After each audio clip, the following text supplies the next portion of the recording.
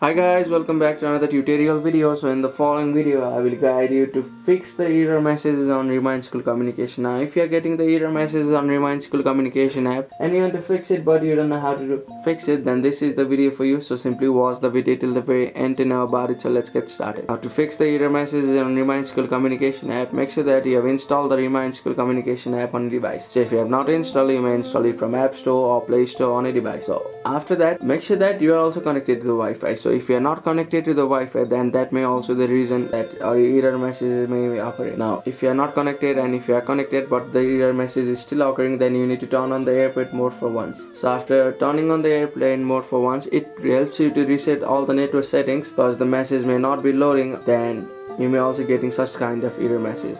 If that helps, that's good. If that doesn't, then you need to open the app store on a device and here you need to search the Remind app. So search the Remind app and check if there is any update available. So if there is any update available, then that may also be the reason that you are getting such kind of error message. So you need to click on the option of update if there is any available. If that helps, that's good. If that doesn't, you need to open settings on a device and click on the option of general, and under general you'll see the option of about software update or iPhone storage. So click on the option of iPhone storage and here you'll see various apps which are installed on a device. You need to scroll down until you see the option of Remind. So click on the option of Remind and here you will see the option of Offload app. So if you click on the option of Offload app, and a pop-up will appear saying offloading Remind will delete the app but keeps the document and data. So click on the option of Upload. So by offloading the app, it helps to fix the box or error which are currently happening on the app. So if you click on the option of Reinstall app again, and it helps you to reinstall. So by doing all of it, you will be able to fix the error message occurring on a Remind School Communication app. So that's it. Thank you for watching the video. Please don't forget to like the video and subscribe to our channel. Thank you.